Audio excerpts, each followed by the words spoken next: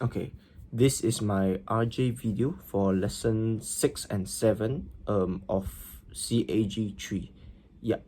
So what I've learned, the key learning points from each lesson is that for lesson 6, I'll be focusing on striking and fielding games, while lesson 7 would be focusing on target games. Yeah, so for lesson 6, what I've noticed about striking and fielding games are the tactical decisions that are allowed give the players opportunities, longer duration to make up their tactical decisions. Yeah, because of the breaks in between where batters go to the home base to prepare for batting, there's a longer tactical decision period where athletes are allowed to plan their actions beforehand.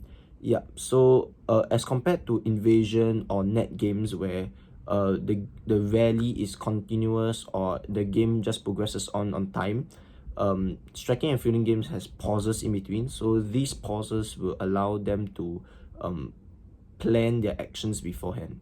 Yep, so how they plan beforehand for strikers, those that are batting, they can plan where to hit the ball to when it is sent to them, depending on the location of where the fielders are.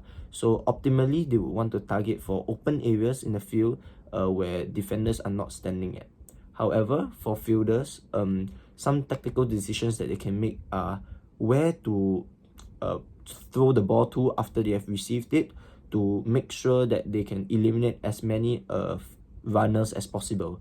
Yeah, so they could plan beforehand before the ball is being thrown, to lock down the bases in a sense, to ensure that the fielders or runners are unable to reach the bases before the ball reaches there. Yeah. So some modifications for striking and fielding are to modify the equipment being used, namely the bat that is used, the ball size, and also the different objects that you use to bat. So for example, you could use a cricket bat, which has a larger surface area, a baseball bat, or a tennis racket, for example, to manipulate the object used for hitting the object. Yeah. Some other things that you can use are legs, for example, which are easier for beginners as they don't have to manipulate the object to contact the ball.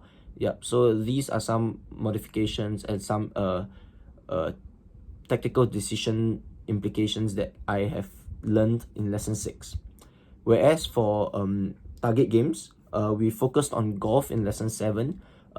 However, most target games apply the similar concepts where direction and distance are the key components that make up target games. Yep. So similar to striking and fielding games, there are longer tactical decision periods where athletes can plan how to hit their target. Things such as the spin, the speed that they throw the ball can play a factor to how accurate their direction and the distance that the ball travels is. Yeah. So accuracy is the main factor, as mentioned just now, for the direction and distance to attain the maximum score. For example, in archery, you want to hit the bull's eye, where taking into account the direction of the wind and any other external factors that might affect the trajectory of the arrow.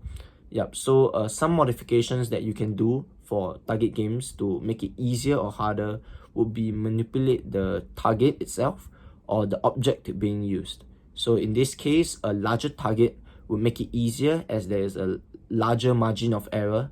However, using a smaller target would make it harder as you have to be more precise, emphasizing more on the accuracy aspect. Yeah. Another thing that you can manipulate is the object size. So larger objects such as a larger bowling ball would allow you to have larger margin of error, and smaller objects such as a tennis ball would require you to be more precise with your accuracy. So these are some technical decisions and modifications that you can do for target games to make it easier or harder. Yeah.